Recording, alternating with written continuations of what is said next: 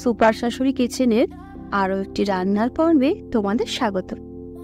সন্ধ্যেবেলা যখন কিছু খেতে মন চায়, আমরা বেশিরভাগই কেউ ম্যাগি বা কেউ পাস্তা বা কেউ বিভিন্ন রকমের ভাজাভুজি মুখরোচক বানিয়ে থাকে।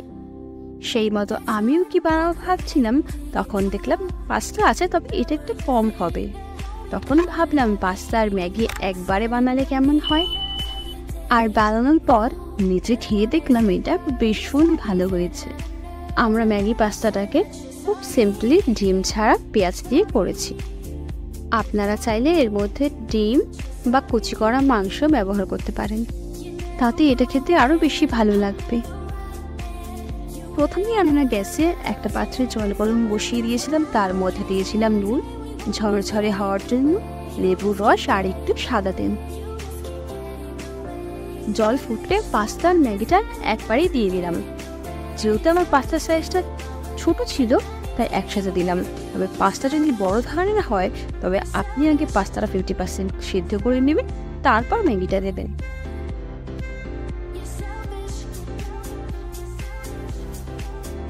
তার ফলে কোনোটা ওভারকুক বা গলে যাওয়ার সম্ভাবনা থাকবে না।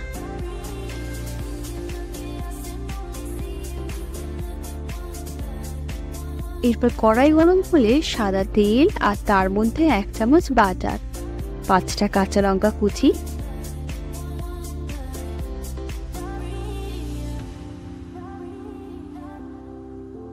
দুটো বড় পেঁয়াজ আর সামান্য রসুন আদা বাটা থেতো করে দেব।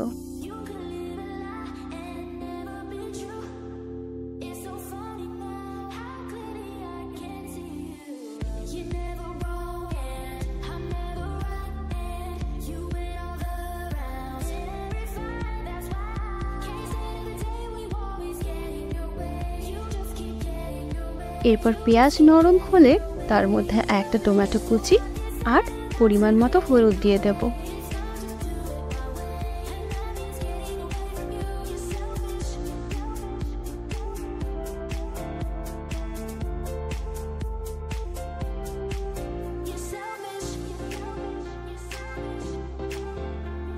আপনি ম্যাগি পাস্তায় সিজওয়াইন মশলা বা ম্যাগি মশলা যে কোনো একটা ব্যবহার করতে পারেন।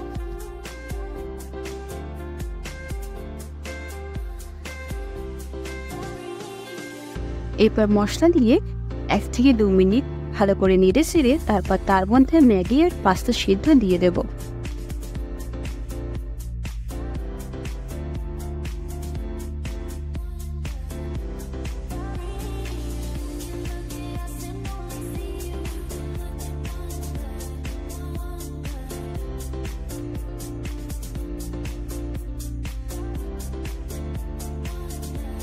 এরপর 4 থেকে 5 মিনিট ভালো করে নাড়লেই আজকের মতো তৈরি হয়ে যাচ্ছে ম্যাগি পাস্তা।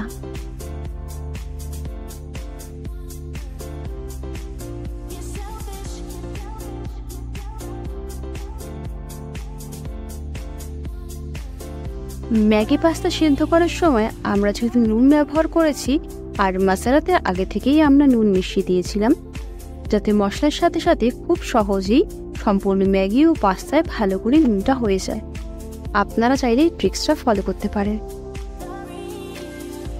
10 থেকে 12 মিনিটে হওয়ার মতো এই ধরনের সন্ধ্যের খাবার আপনারা চাইলে ট্রাই করতে পারেন এবং আমাদের জানাতে পারেন আপনাদের রেসিপিটা কেমন লাগলো। ভিডিওটা এত পর্যন্ত দেখার জন্য অসংখ্য ধন্যবাদ।